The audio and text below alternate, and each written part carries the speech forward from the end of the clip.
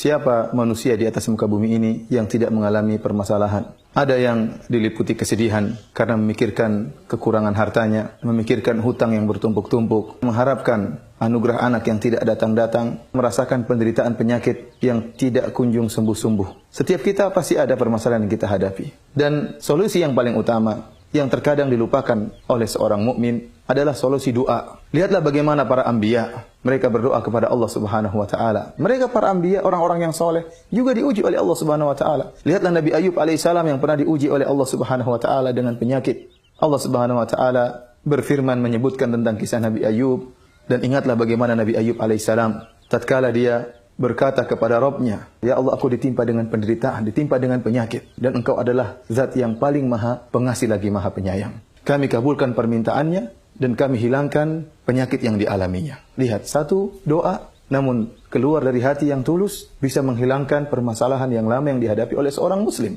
Demikian juga Allah sebutkan tentang Nabi Yunus alaihissalam.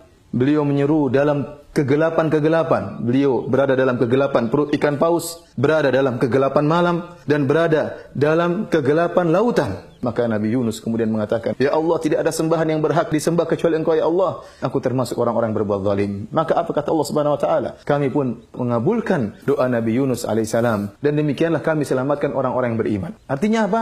Keselamatan ini bukan hanya khusus kepada Nabi Yunus alaihissalam, tetapi juga kepada kaum mukminin. Allah sebutkan lagi tentang Zakaria. Tatkala dia melihat dirinya sudah tua dan istrinya dalam keadaan mandul, namun hal ini tidak menjadikan Zakaria putus asa. Maka dia pun berdoa kepada Allah Subhanahu wa taala, yang artinya kami menyebutkan tentang rahmat kami terhadap hamba kami Zakaria. Tatkala dia menyeru Rabb-Nya dengan suara yang lirih, "Ya Allah, aku sudah sangat tua, kemudian tulangku sudah lapuk, dan rambutku sudah memutih seluruhnya. Akan tapi aku tidak pernah putus asa dari meminta kepada Engkau, ya Allah." Dia mengatakan, "Ya Allah, istriku mandul dan aku sudah sangat tua. Akan tapi anugerahkanlah kepadaku seorang anak." Lihatlah Zakaria yang sudah dalam keadaan sangat tua, istrinya mandul, ternyata Allah kabulkan permintaan Zakaria alaihissalam. Dari sini kita yakin bahwasanya terkadang doa melakukan berbagai macam keajaiban. Tinggal doa tersebut harus kita keluarkan dari hati yang tulus, dengan penuh adab tatkala berdoa kepada Allah Subhanahu wa taala, dengan pengharapan kepada Allah Subhanahu wa taala, dengan yakin bahwasanya Allah Maha mengabulkan segala doa. Oleh karenanya Nabi sallallahu alaihi wasallam mengatakan, "Berdoalah kalian kepada Allah dalam keadaan yakin bahwasanya Allah akan mengabulkan doa kalian." Dan ketahuilah bahwasanya barang siapa yang bangun tengah malam, kemudian dibuka dengan solat malam,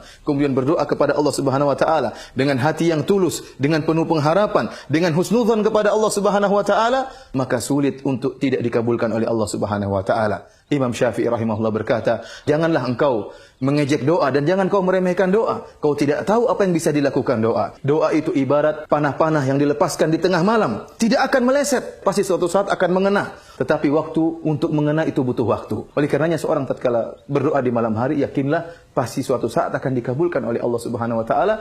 Cepat atau lambat, Allah yang lebih mengetahui apa yang terbaik bagi hamba-hambanya."